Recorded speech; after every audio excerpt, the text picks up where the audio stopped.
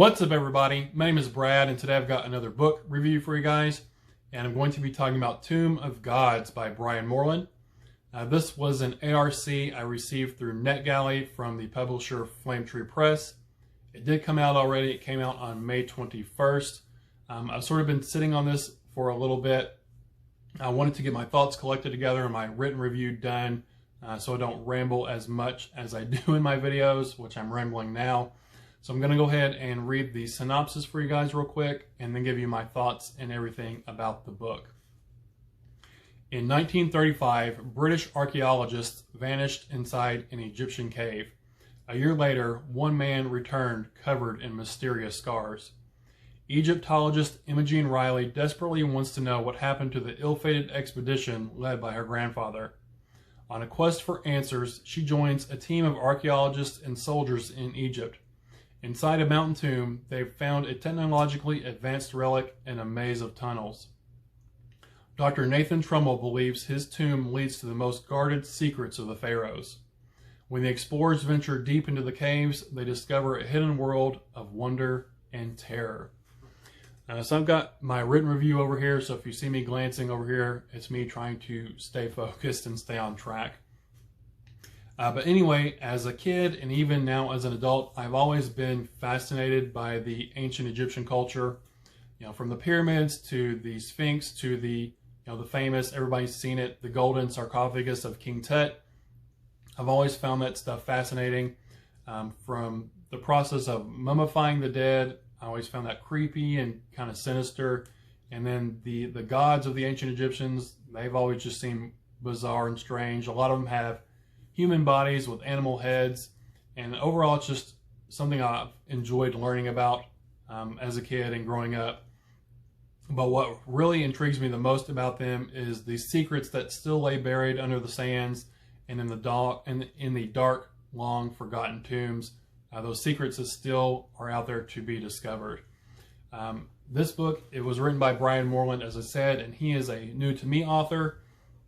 I saw the cover of the book with the ancient Egyptian stuff on there. I believe, I don't remember now, that's not Osiris. I can't remember who's on the cover. But the cover mixed with the synopsis and tying it up with horror was something I knew was right on my alley. And I'm glad I decided to check it out because I had a whole lot of fun with this book. It was a blast. But as the synopsis said, and this part's not a spoiler, it says it in the synopsis and it all happens in the first chapter. It starts in 1935 in Egypt, and Dr. Harlan Riley and his team of archaeologists, they've set out on this expedition. They're sort of seeking his white whale. They're looking for this long-lost tomb of, and I'm probably going to butcher the name, Nebenteru, Nebenteru. I don't know if that was a real Egyptian or not. I didn't look it up, or if it was just made up for the story. But he was, I can't remember exactly, he was like a prophet or something for Ramses II. But they've been seeking this tomb basically his whole career. And then this expedition, everyone just completely vanishes. No one hears from them. No one knows what happened. And then a year later, Dr. Harlan Riley, he sort of wanders out of the desert. He's covered in odd scars and symbols. He seems delusional. He's babbling incoherently.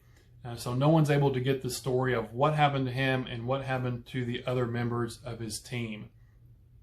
And this is where our story really kicks off.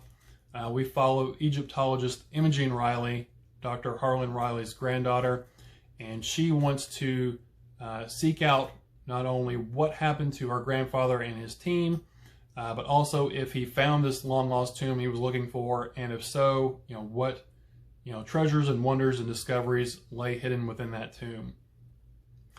So this book, it was a mix of Indiana Jones. If you took Indiana Jones and mashed him up with the movie The Mummy, this is sort of the book you're getting.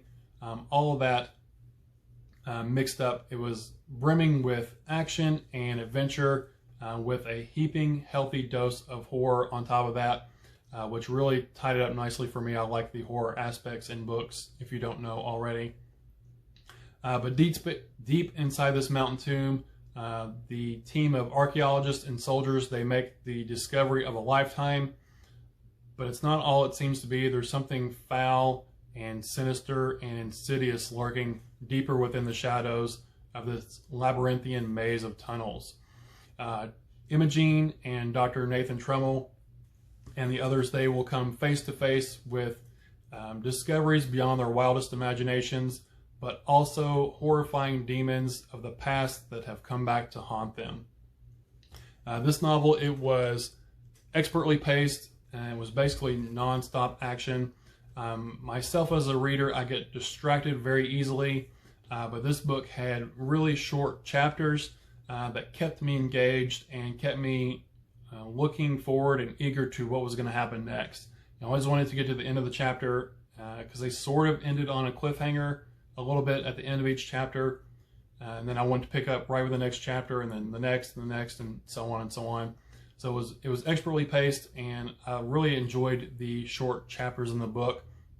It does have a lot of chapters. It was like, I want to say like 63 or 64 chapters or so, but it flies by really quick. I think it's like 280 some odd pages, so it's not a super long book for that many chapters. They are pretty short, and I did enjoy that part. As far as the ancient Egyptian stuff, I'm not sure if all of the deities and like the lower demons and things that Brian Moreland has in the book, if those are all really part of the Egyptian pantheon or not.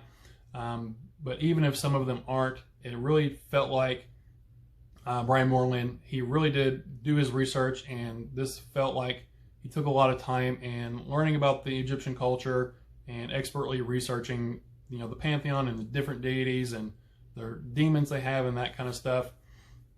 And that was one of my favorite parts of the book, learning about the Egyptian beliefs and their underworld and their deities and their demons. That was all fascinating, even if he did take, liberties, and some of it wasn't, really fact and whatnot. But in closing, this was a wildly imaginative, action-packed, gruesomely horrific thrill ride that wasn't afraid to take turns into the just utterly bizarre every once in a while. Tomb of Gods, it hits the ground running and never looks back over its shoulder as the lights go out and we plunge on ahead into the unknowns of the consuming darkness. Like I said, this was a super fun book. I really enjoyed it. I gave it 4 stars out of 5. If you are into sort of historical fiction, but ancient Egypt, adventure novels, but all that mixed in with a lot of horror, I really think that you will enjoy this novel. It was a whole lot of fun.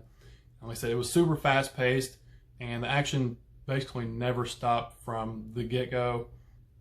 And the ending, I don't want to give anything away, but it went directions I wasn't expecting, and it was super wild and out there, but it did feel all concise with the story and all wrapped up very well, and I really enjoyed how the book ended.